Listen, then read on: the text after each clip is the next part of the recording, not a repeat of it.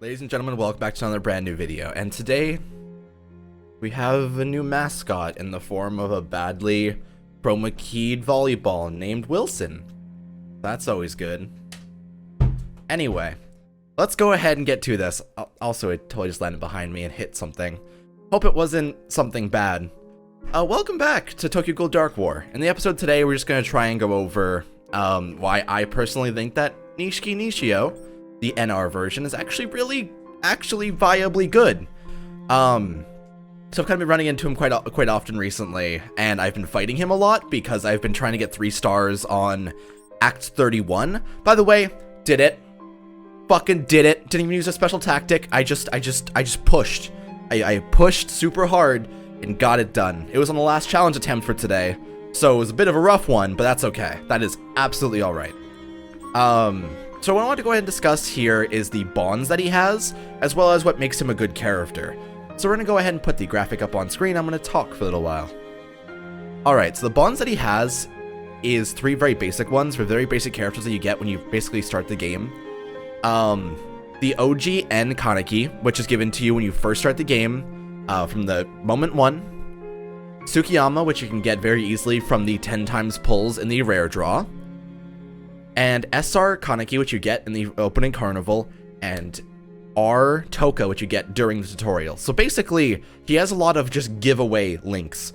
And you should usually have them when you first start regardless, and you'll typically get him within the first couple of pulls you do on the gold banner. So it's always good to see that. So I ended up going through his skills, I ended up going through his passive and all that, and trying to see what I think he specializes in. And personally to me, I find that his stuns are the scariest part of his character, but also his passive is nothing to laugh at. Because the passive increases your allies' P defense and M defense, meaning that the synergy with that one is strictly only for characters that need the defense, or struggle to survive sometimes on certain levels.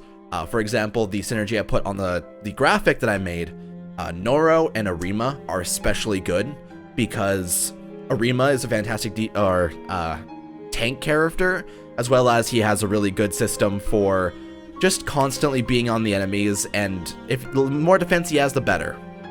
Noro was a bit of a weird choice, but I figured that Noro dies very easily, but the extra magic defense and P defense are especially good for him as a character. Now I did put 2 weird logos on the graphic that you currently see. I put MT and I put the support gold, basically the support gold equipment. And the reason for that, the reason that I put that there is because I don't appreciate being insulted by a punk kid with a smart mouth. Watch it, you're starting to piss me off. God, that is so long-winded. You do you, Nishiki. You do you. So when you equip a full set of support gear, you get 10% attack, 20% HP, 6% damage resist, and then for the full set, you get every attack has a chance to inflict a stun, which is especially good when he has multiple hit attacks, such as his, I believe his first and his third can also come crashing down and do a bunch of damage, but it also stuns guaranteed. So he's kind of based around stunning for the most part. We're going to go ahead and go try him. I just want to put that up on the screen. The no synergy characters that I put in there are ones that just wouldn't work well with it. Ones that have to take damage to use their passive. Ones that have low defense to the point where it's not worth it to put the P defense or M defense on them. Or characters that just have no reason to be there alongside him, like Hinami. Hinami's based on stunning as well, so having 2 stunning characters kind of ruins your DPS for the most part. That's kind of what I wanted to go through. We're just kind of learning stuff about ourselves, about the game, about what we feel. Tsukiyama Gourmet's back. He's kind of bad. Always the worst. So yeah, we're gonna go ahead and we're gonna go to the EXP trial. What I'm gonna do is I'm going to equip this team, and I'm gonna play as Nishiki just to show off his attacks. Gives us a chance to try and go through all of the cycles and what I kind of suggest to do per level. Before I even go, you know what? I'm gonna send my NPCs to go and fight him, and then we're gonna try this. So his third is immediately kind of the best thing. Jump up, slam down, and do a big stun. Easily the best when you're trying to take down like a group of enemies, and you can like stun the entire group so that Noro can nuke them all at once. His second is a small slam, and his first is a double hit, jump and shoot. I believe it's a double hit, actually. I can't confirm that. I can go try it on a chest and see how many hits it is. That seems like a good plan. My cat is also batting at the door to get out, so I should maybe let him out, question mark. He was playing with a piece of paper before, so I was just kind of leaving him to his own devices for now. But he appears to be very excited to get out of the room we're currently in. Here, so we're gonna go to the gold event. Oh, he's in the window. You wanna go in the window? Cool. You do you, kid. I'm gonna go ahead and close this up because the lighting is pretty bad. Thank you. You go, Sore. I respect you. Oh, I have no stamina. Right! Forgot that I didn't have any of that. Well, now I have a bit, so that's okay. You know, I realize these videos, mayhaps, not great for me to not have stamina ever. The issue is that I record this after I do all my dailies, so it's just kind of what happens. So can confirm the third is not a double hit, second, not a double hit, and it appeared the first wasn't one either. So, can confirm that his stuns will not have a double effect, or basically, so Hinami's attacks, for the most part, have multiple hits on most of them. Her third is like a 4-hit combo, her second is a 2-hit combo. It's very good. But for him, he seems to have no double hits, so it kind of gets rid of some of these stuns he could give out.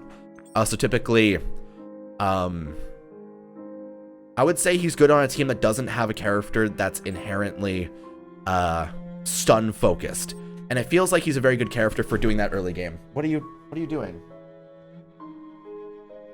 Pat, like, he just slumped out of the window and I have no idea where he went. He just like touched my legs for a second. That's weird.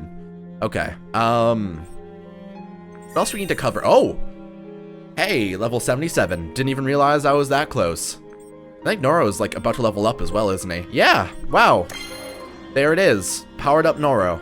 How about that? How about that good time? I don't appreciate being insulted by a God, why is it his is so long? I just want to like leave immediately after I start hearing it. Like it's I'm not a fan of his voice lines. I'm gonna be honest here. What we're gonna go ahead and try and do is we're gonna go to the thing here. I'm gonna toss Arima Ixa on the team. This should be a good team for what we're doing. We're doing a 1v1 training battle. I just want to show off just how good he is for taking out big groups of enemies that are especially close together. This should be a very easy time. This should be a extensively ease time zone place. You know what I mean? It's okay. What I am curious about is just how good his damage will be versus these enemies. Like, it seems like it might be a bit of a lower dose, but if I can get the stuns off, that'd be the ideal part. Though it appears that if he's interrupted with a stun during his third attack, he will just cancel it completely. So that is a thing against him here. Additionally, it takes a hot minute for it to go off, so it definitely does have a strong delay behind it.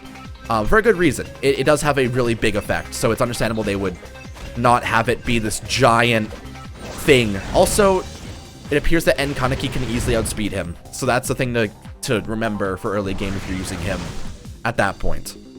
I'm curious how you would try and get around that. I suppose running around the side, but typically if you run around the side, you're not really fighting them. You're just kind of avoiding them until you can hit them from the side.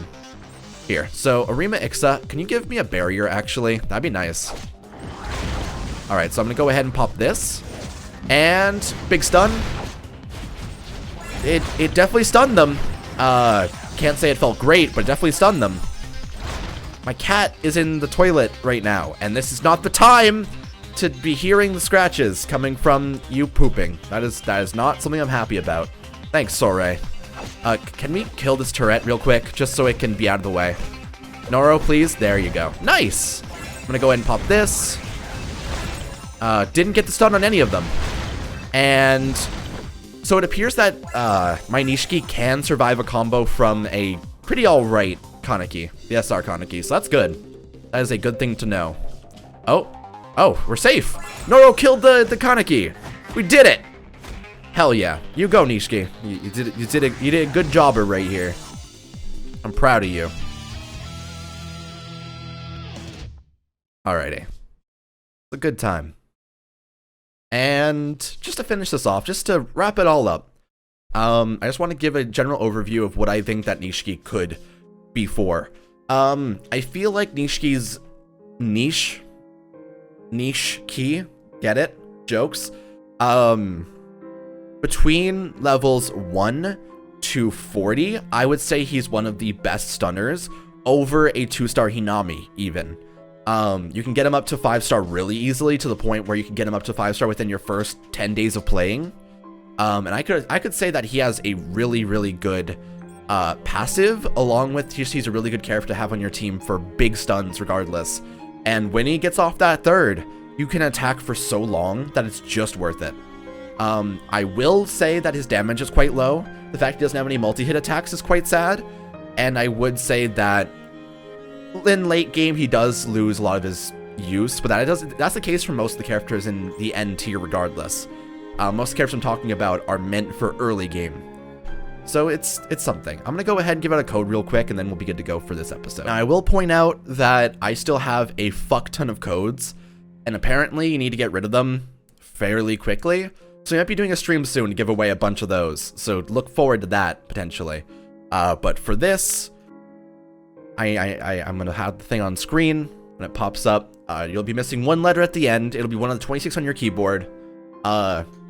I will give you a little bit of preface. It's on the right side of your keyboard. When you look down the middle, it's to the right of the 6 key. So anything that's Y, H, or N to the right is viable. Gives you about 8 choices or so. So I'm narrowing it down. All right, so the code is GAKBDADL boop blank, and that's your hint for the day. I don't know why it has the word dad in it, but apparently this is the dad code. Whoever gets the dad code, be sure to tell me, because then you become part of the daddy clan or something great like that. Anyway, thank you for watching. I just kind of wanted to go over Nishiki and why I think he's alright. I'm trying to debate who to do next. I've been working on Hoji quite a bit. He's currently at 4-star, 67, so he's getting closer. Hachikawa I've been working on as well, because people have been telling me to do so. I'm working to get every single character to at least blue. That is so loud. I'm working on to get every character to blue at least, to get the bonds of every character up. Also, it gives you automatically, like, no matter what character you get, they'll have bonds up to 40% of their stats. So that's immediately like just a really good thing to do. So I'm pushing them up, and then likely afterwards I'm going to try to push everyone up to purple, just to have everyone like at a flat line. No more bond leveling up, just focusing entirely on my Noro, on my main characters, all that. I just want to get everyone up to the tier that their bonds will be, then stop. So like Hachikawa, I have 170 out of 200, so that can come soon, actually, within the next like 6 days. If I just keep on buying it every day, I could actually get him and to a showcase within the next week. So that's good. That is a good time. Also running out of small materials. So would you guys prefer to see Hachikawa next, or between the Hachikawa episode and now, would you prefer to see something on Takizawa, Ryoko, Yomo SR? That'd be a really fun one. I wanted to do one on Corona, because I'm actually quite close on her. She's actually very close, and I do want to do one soon. I could do a basic one on NR Amon. That'd be a nice throwback type thing. And get him up to, if we do NR Amon, I'm going to get him to level 75 plus 4. And we're going to try and see just how good he is. Because we know how good he is now. But how high could his HP get later? He has 200,000 at +1 purple. Either way, thank you for watching. And I'll see you guys next time. Later.